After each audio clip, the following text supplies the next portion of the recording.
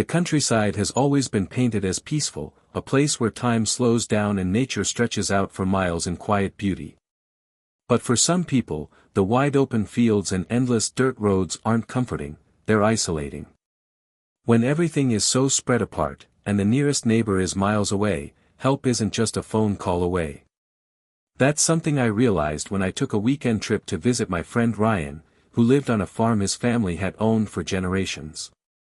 His family had gone away for a few days, and he thought it would be fun to have some company in the middle of nowhere. At first, it felt like an adventure, no city noise, no traffic, just us and the cool September air with stars so bright you could actually see the Milky Way. But the deeper the night went, the more the silence pressed in, and that's when things started to feel wrong. It was around midnight when we first heard it, an odd dragging sound outside the house, like something heavy being pulled along gravel. Ryan muted the TV, and we both listened. At first, I thought it might have been one of his farm animals, but he shook his head. Barns locked up. Nothing should be out there. We both stood by the window, trying to catch a glimpse of whatever was moving. The yard light buzzed faintly, casting weak circles across the grass, but there was nothing. Just the tall cornfield swaying lightly in the breeze. The sound stopped as soon as we stepped closer to the glass, which only made it creepier. We laughed it off, blaming our nerves, but neither of us felt right about it. An hour later, Ryan went out to grab more firewood from the shed. I stayed inside, scrolling on my phone, until I heard him call out in this sharp, panicked voice that made my stomach drop. I rushed to the door and saw him standing frozen near the shed, staring at the dirt. He pointed down, and when I got closer, I saw long drag marks leading from the edge of the cornfield right up to the side of the house, like something had been hauled across the ground. They weren't from any wheelbarrow or farm tool. The grooves looked uneven, like something with weight had been pulled by hand. We followed them with a flashlight, but they just disappeared back into the stalks of corn. The air felt heavier out there, and both of us swore we heard faint rustling in the field, though nothing ever came out. We locked every door that night, double-checking each latch, trying to shake the paranoia that someone was messing with us. But when we went upstairs to sleep, Ryan swore he saw a figure by the tree line. I didn't see it myself, but I believed him because his voice cracked in a way I'd never heard before. We sat awake until the sky turned gray with dawn, and by then the drag marks had vanished like they'd never been there. No footprints. No disturbed soil. Just smooth dirt and rows of corn standing tall, as if nothing had happened. That's when I realized the scariest part of the countryside isn't what you see, it's what you can't prove was ever there in the first place. The second night felt different from the start, heavier somehow, like the land itself was holding its breath. Ryan and I both agreed we hadn't imagined what we'd seen, but we were stuck with no real explanation. His family wasn't coming home until Sunday, and leaving early felt like admitting we were actually afraid. Neither of us wanted to say it out loud, but we were both on edge the entire day. Even the animals seemed off, the dogs barked at nothing, the horses kept their heads low, pacing nervously in the pasture. By the time the sun went down, a thick fog rolled in, curling low over the fields and swallowing the edges of the barn and tree line. It was the kind of fog that made everything feel closer than it really was, like the world was shrinking around us. We tried to distract ourselves with a movie, but it didn't help. Every noise outside seemed amplified in the silence. A branch tapping against the window, the faint hum of the old fridge, even the groaning of the wood floors when the house shifted made us both jump. Around 11, we heard the dragging again. This time, it was louder. Slow, steady scrapes across the gravel driveway, stopping and starting like someone was deliberately drawing it out. Ryan grabbed his flashlight, but I stopped him from rushing outside. The thought of opening the door and finding nothing, or worse, finding someone, froze me in place. Instead, we killed the lights and pressed ourselves against the upstairs window to watch. Through the fog, the beam of the yard light flickered, and for the briefest second, I swore I saw something moving. Not walking, not running, but crawling.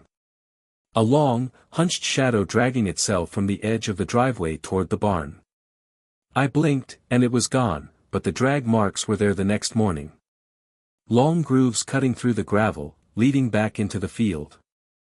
Ryan wouldn't admit he saw it too, but I could tell from the way he avoided looking me in the eye. That night, neither of us slept. We tried to stay awake in the living room, playing music low, but around 2:30, the dogs went crazy. They weren't barking toward the door, they were staring at the staircase, hackles raised, teeth bared at something we couldn't see.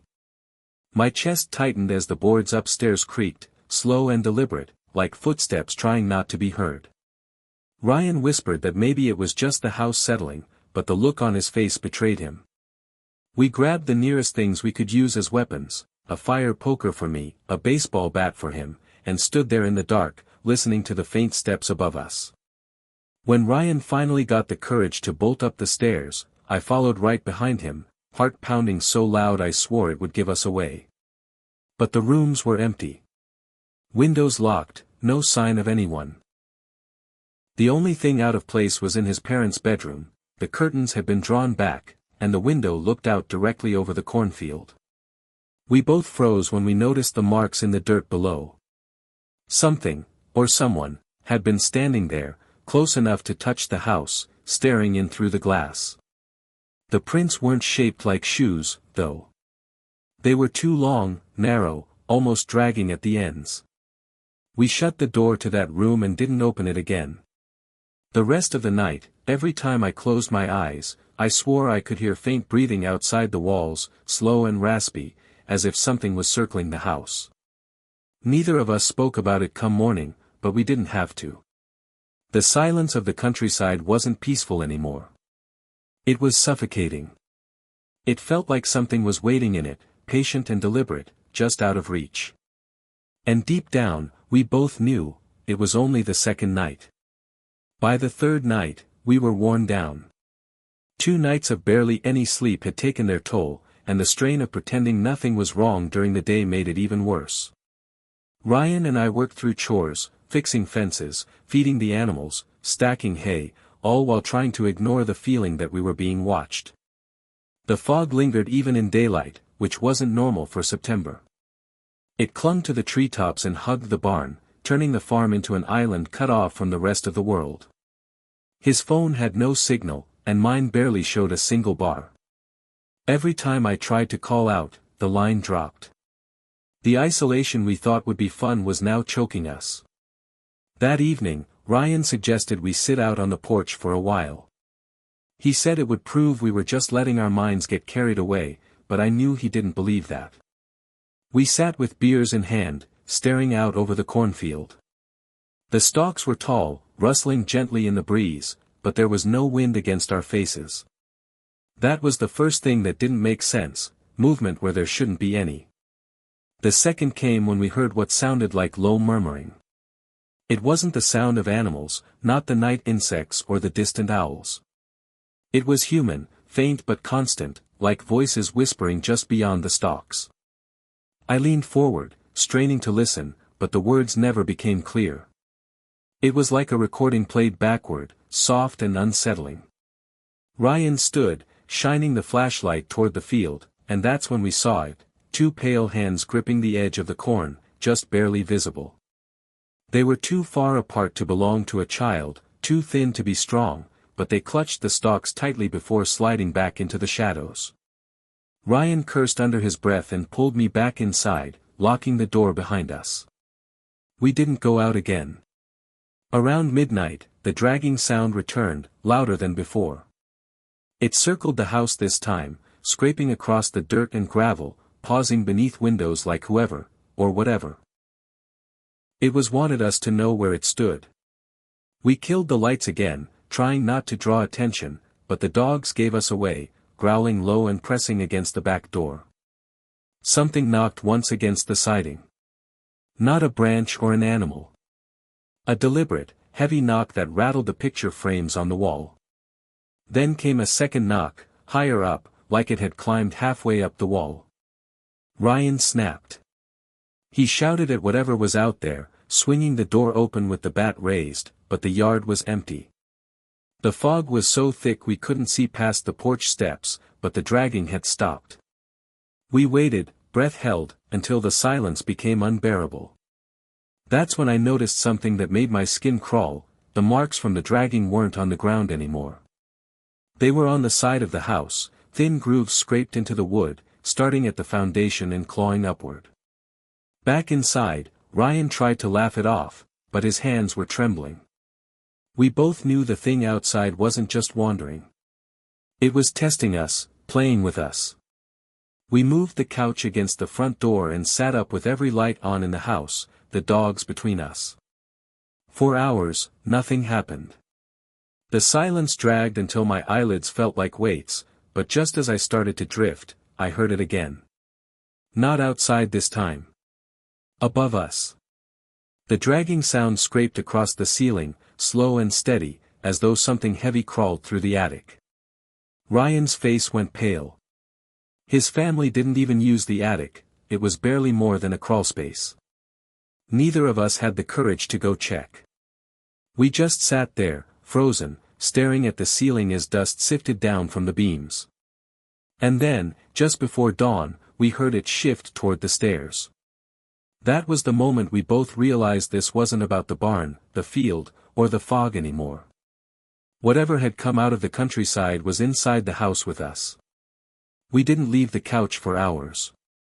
As the first gray light of morning crept through the windows, Ryan and I sat like statues, listening for any movement upstairs. Nothing came down the steps, no more dragging across the ceiling, but that was almost worse.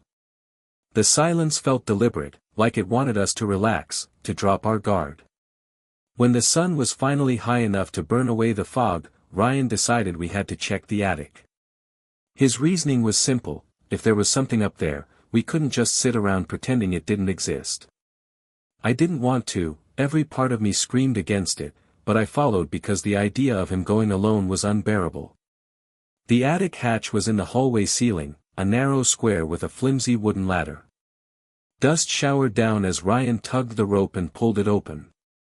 A draft of cold air drifted out, wrong for a September morning. I gripped the fire poker tighter as he slowly climbed up, flashlight cutting through the shadows above. "Anything?" I whispered, my heart beating so loud I thought it might give us away. He didn't answer right away. Then his voice came down, tight and low, "Something's been up here." When I climbed to join him, I saw it too. The attic was empty, but the dust told a story. Long trails cut through the powder, wide and uneven, like something had been dragging its body back and forth. At the far corner, the insulation had been torn up, leaving a hollowed-out space. And in that space, scattered across the wood, were bits of corn husks. Not chewed, not rotting, just freshly plucked husks, torn into thin strips. Ryan cursed under his breath, swinging the light around. How the hell did corn get up here? Neither of us had an answer. We left the attic alone after that, pushing the hatch closed and shoving a heavy chair beneath it. But that discovery changed everything. Whatever was stalking us wasn't just circling the house, it had claimed a place inside it. Every creak of the floorboards, every groan of the old walls felt like a signal that it was still moving, still shifting just beyond our sight. The dogs refused to go near the stairs now, whining whenever we tried to coax them closer. That night, the fog rolled in again, thicker than ever. By 10 o'clock, we couldn't see more than a few feet past the porch. The cornfield was gone, swallowed in gray. We stayed downstairs with every light burning, trying to drown out the unease with noise, but even the TV felt too loud, too sharp. Then came the scratching. Not the heavy dragging this time, this was finer, sharper, like nails running along the windows. One by one, each window along the first floor shivered under the sound, moving from room to room in a slow circle. We crept from one side of the house to the other, but each time we reached a window, there was nothing there. Just streaks left on the glass, thin and deliberate, too high for any animal to have made. Around midnight, the power went out. The house sank into complete blackness, the sudden silence almost unbearable after the buzz of the lights. Ryan lit a lantern, but its glow barely reached past the living room.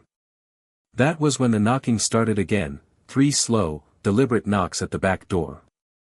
We froze, staring at the old wooden frame as the dogs growled low, their bodies stiff. Then 3 knocks at the front. Then the side. Each one deliberate, patient, as though it were testing every entrance. Ryan lost it. He shouted into the darkness, swinging the bat against the door, screaming that we weren't afraid. But I could hear in his voice that he was lying. My throat was too tight to speak, but my hands shook so badly I nearly dropped the poker. Then, from upstairs, came the sound that nearly made me collapse, the attic hatch creaking open. The scrape of wood against wood as something pushed the chair aside like it weighed nothing. We didn't wait to see what came down. Ryan grabbed the car keys, and we bolted through the front door into the suffocating fog. The dogs stayed behind, barking wildly, and I still feel guilt like knives in my chest for not dragging them with us. But in that moment, survival was the only thought in my head. The fog swallowed us as we ran, the gravel crunching underfoot, and behind us came the unmistakable sound of dragging, faster this time, closer, like it had finally decided to stop playing. The gravel bit into my shoes as we ran, blind in the fog, our lungs burning with cold air. Ryan's truck sat near the barn, its outline barely visible, like a dark shape floating in the mist. Every step felt like it took too long, like the ground was pulling us back. The dragging sound followed, sometimes close enough I swore I could feel vibrations under my feet, sometimes far off like it was circling. When we finally reached the truck, Ryan fumbled the keys with trembling hands. The locks clicked, we scrambled inside, and he jammed the key into the ignition. The engine coughed once, twice, then roared to life. Relief washed over me for half a second, until I noticed the corn. Even in the fog, we could see the stalks moving. Not swaying, but bending, parting in unnatural waves as though something enormous was weaving through them toward us. Ryan slammed the truck into reverse, gravel spitting behind us, then swung it around toward the long dirt road that led out to the highway. The headlights barely cut through the fog, illuminating only pale walls of mist and the faint outlines of trees. We didn't speak, didn't breathe, just held on as the truck bounced over potholes and ruts. Half a mile down, the road narrowed, and that's when we saw it. Something was standing dead center in the beams of the headlights. At first, I thought it was a scarecrow, the posture stiff, arms hanging low. But then it shifted, dragging one elongated foot forward, then the other, scraping the ground with each step. Its head lolled unnaturally to the side, and though I couldn't see its face clearly, I knew it was staring right at us. Ryan cursed, flooring the gas, but the truck only sputtered, jerking like the engine was being choked. The figure didn't move out of the way. It just stood there, closer now, each scrape louder than the last.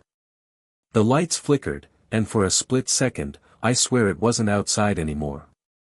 I swear I saw its reflection in the passenger side mirror, like it was leaning just over my shoulder. I spun around, heart in my throat, but nothing was there. Ryan finally got the truck moving, swerving around the figure as it dragged itself toward the ditch. We flew down the dirt road, tires spitting rocks, both of us too terrified to look back. After what felt like forever, we reached the highway. Ryan didn't stop, didn't slow, just pushed the speedometer as far as it would go. For a few minutes, it felt like maybe we'd actually escaped. The fog began to thin, and the outlines of farmhouses and fences appeared along the road. But then, from the corner of my eye, I saw movement in the ditch that ran parallel to us. Something dark, low, keeping pace with the truck. My throat went dry as I realized it wasn't running, it was crawling, dragging itself through gravel and weeds at an impossible speed. Its pale arms clawed at the ground, pulling its body along like it didn't need legs at all. Ryan saw it too. His knuckles whitened on the steering wheel as he pressed harder on the gas, but no matter how fast we went, it stayed with us. Then, as quickly as it appeared, it vanished. Just gone, swallowed by the fog. Neither of us spoke. We didn't want to acknowledge what we'd seen. We made it to a small gas station 20 miles out, pulling into the fluorescent light like survivors crawling out of hell. The attendant gave us a strange look, probably because we were pale, shaking, and covered in sweat. But we didn't care. We sat there in the parking lot, doors locked, waiting for the dawn to finally break. When the first rays of sun stretched over the horizon, I almost cried from relief. The countryside looked normal again, quiet and calm, as if nothing had ever been wrong. But I knew better. Ryan did too. The silence of the countryside isn't peaceful. It's patient. And once it notices you, it doesn't matter how far you run, the dragging always catches up. Ryan and I left the gas station thinking distance was our best defense. The farther we got from his family's farm, the safer we'd feel. At least, that was the lie we fed ourselves as the tires hummed against the asphalt and the sunrise broke weakly through the thinning fog. For the first time in 3 nights, we could see clear sky, but the relief didn't last. Every mile marker we passed felt wrong, like we weren't really leaving anything behind, just dragging it further along with us. Ryan kept checking the mirrors, and I could tell by the way his jaw clenched that he was seeing things too. Shapes flickering at the edge of the highway, figures half hidden in the trees that vanished when he blinked. Neither of us said it out loud, but we both knew the countryside wasn't letting go that easily.